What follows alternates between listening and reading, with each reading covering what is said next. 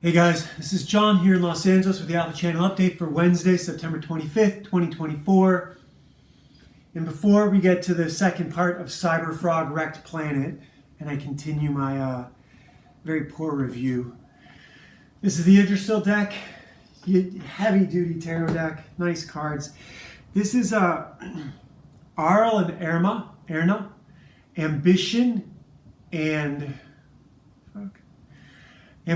collaboration. Teamwork. Jarl and Erna. Ambition and cooperation. And so I have to kind of apologize. This is the second one. Blood Honey is the one that I'm missing, which is the story I'm guessing where Cyberfrog wakes up and has to deal with Salamandroid and everything that's happened. And I was a little unfair to Ethan. Once I got to the second half of this comic, this is a different cover. I didn't show this one off yesterday. I really like this cover. I think this is John Malin's. I'm not sure. I suppose I could look it up on Indiegogo, but I haven't done that yet. This is where we left off, where the staples are, which is not the exact middle of the book. It's a little bit more than halfway. And here we get, this is really cool. This is Lily and Frog. And it's a little like one pager. This would be awesome original art to own. This one page right here would be amazing. Because it's just Lily and Cyberfrog hanging out, being cool. Spending time together. And now that all the characters have been established, it feels like now this story really takes off. So we needed this far to show who is who. And I said it should have been like 6 issues. Probably this is the perfect length. I think anything more would be too much. The biggest problem is here that I missed Blood Honey, that I didn't get that book and read that first. So that would have set me up to know everything that's going on. And here Lily and Cyberfrog are playing chess up in the tree fortress that Cyberfrog has built for her. And Heather comes around. She's going on a run for a couple days. And she does it pretty regularly, so it's not something she's worried about. She asks that Cyberfrog pay attention to Lily and watch her and protect her. And here we get a little bit of the Vespers doing their bit. Yeah, they're just putting something together up in Philadelphia. But this is, you can tell that he's setting something up here. I mean, this is dangerous. Heather's going out on the road, and Lily's left behind with Cyberfrog, who's not the most dutiful babysitter. Here we get, this is even worse. So here the Typhoid Mary girl, who's actually like a bit of a witch, comes over to Lily's home while Heather is gone, hypnotizes her, and tells her that she needs to go looking for her father, that she's been having too much fun with her frog. How can you let a frog replace your father? And Lily, of course, goes back up to her room, paints her face red, and decides that she is going out to look for her dad. I don't think this is as compressed as I'd argued it was yesterday, but there is still some examples of that where he has to make some compromises. I think he wanted to probably make this longer. This and Blood Honey, I'm sure together are a perfect set. Salamandroid Death's Sting was so good. I didn't really give Ethan the benefit of the doubt when I looked at the first half of this, especially after Salamandroid was so good. And I love that there's not a lot of narration. There's some Cyberfrog head balloons, but that's about it.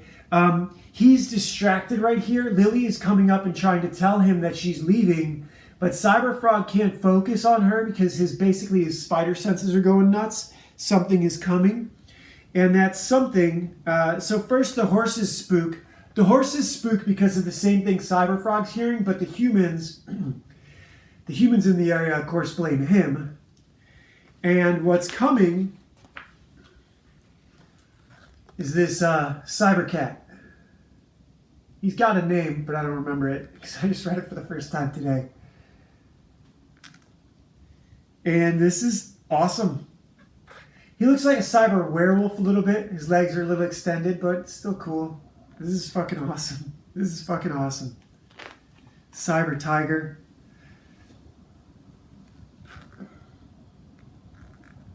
Cyberfrog and the cat fight. Cyberfrog reaches in to shut off his switch. Earlier in the story, we had a bit with Scorpion that I sort of blew past, where Scorpion was saying that he has a plan to take care of Cyberfrog because he's going to infect him with the Vespis language, the Vespis language translator, and that happens right here. So that's what's happening. Cyberfrog tries to stop the upload, but it's too late. And now he understands what this Vespis say, and he can hear them coming. Of course, the adults are, blaming Cyberfrog for everything. They're taking Colin's lead. Cyberfrog is an unwelcome guest. He's not seen as a contributing member to the community yet. That's the sort of thing that I would have taken a whole issue to establish. I would have wasted too much time and space. What I said yesterday was wrong. Ethan was right to compress this like this.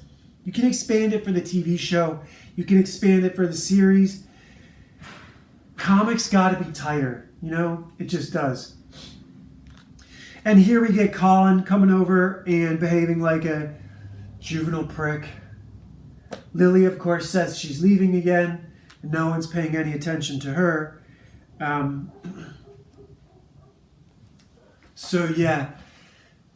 There's been this big disaster with the cyber cat. And Lily is going off to find her dad, and no one's paying any attention to her. Cyberfrog wants her to stay put, but kids don't do that.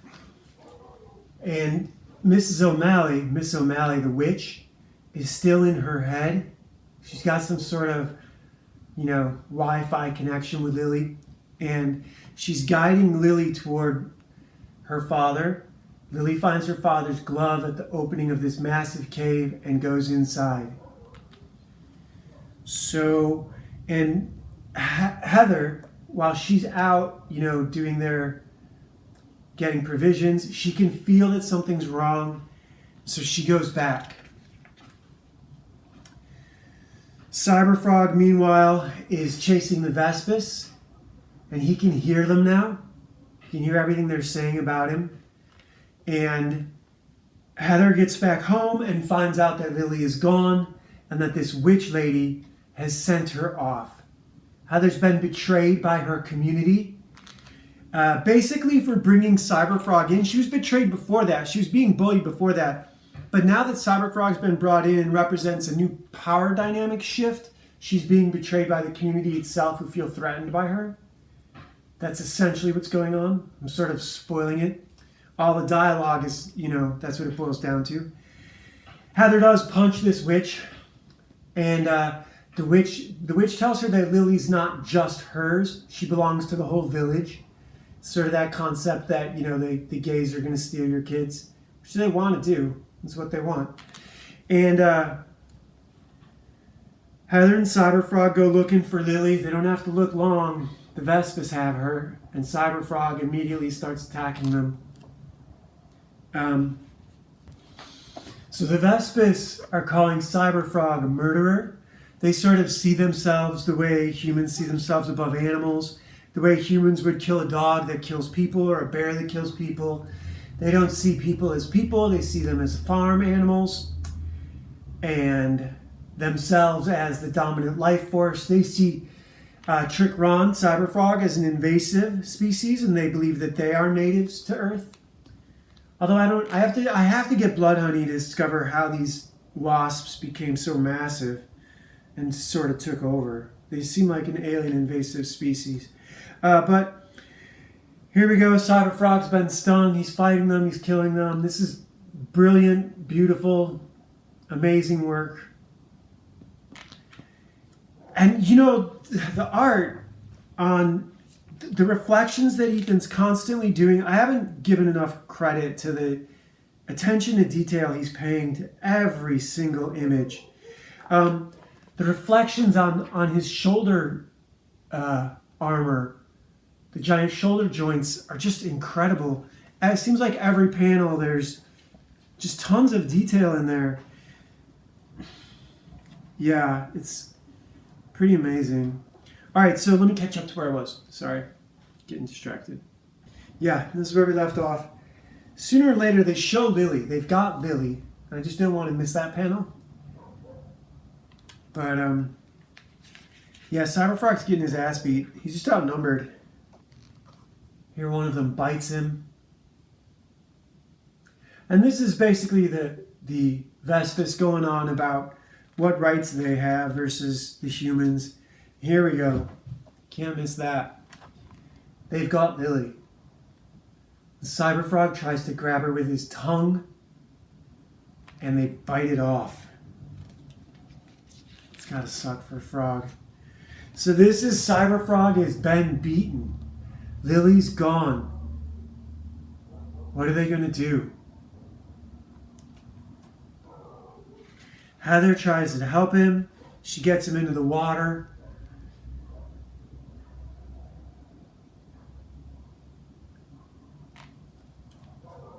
And Salamandroid returns. So that's the big end. This is pretty awesome. I really did a disservice by not reviewing the entire book in one long half-hour video and only doing it a half at a time, because I stopped right when everything really took off, right when everything started to pay off. This was all build up to here, and it's all payoff to here. So I really kind of did Ethan a disservice. I don't know if I can make it up to him. I've got to get blood honey. The only good thing is that no one's watching this channel, so no one's going to see this. Except me and Ethan and like one or two other people. This art is incredible. It really is. I've got a bunch of the toys. I think I have one Vespas maybe. I think I do. I think so. I might not. I gotta have at least one. Here's some black and white. This looks like Jay Lee. I don't know who this is. I'll have to look it up. Let me see. Let me take a look. It looks like it's named right here. Yeah, Jay Lee.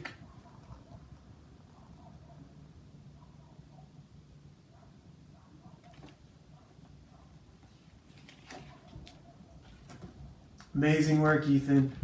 Apologies for yesterday.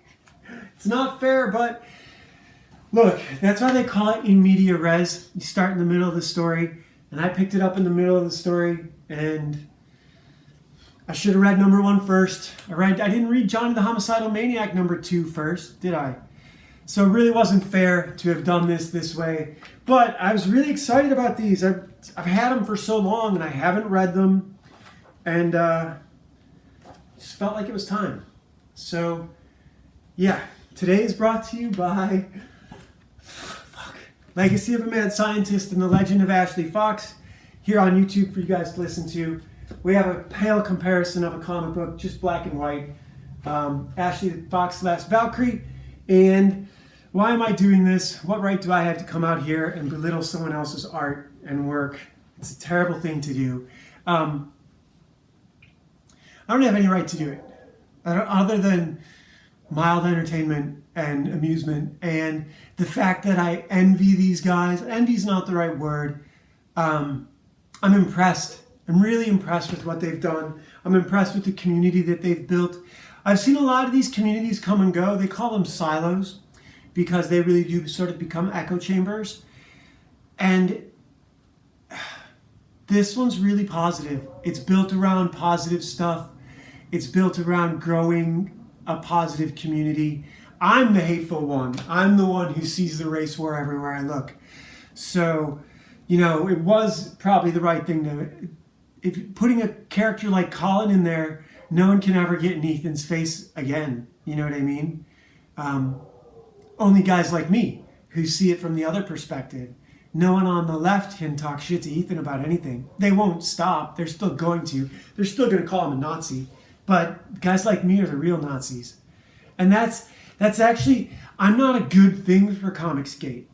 Like, my entry into that space would only bring them problems. So I need to establish myself as sort of a separate entity before I get attached there. I put a Comicsgate hashtag on each of these when I upload them to Twitter, but that's all. I'm the bad guy. I know that. I know that about me. Shane's not the bad guy. John Malin's not the bad guy. Ethan is not the bad guy.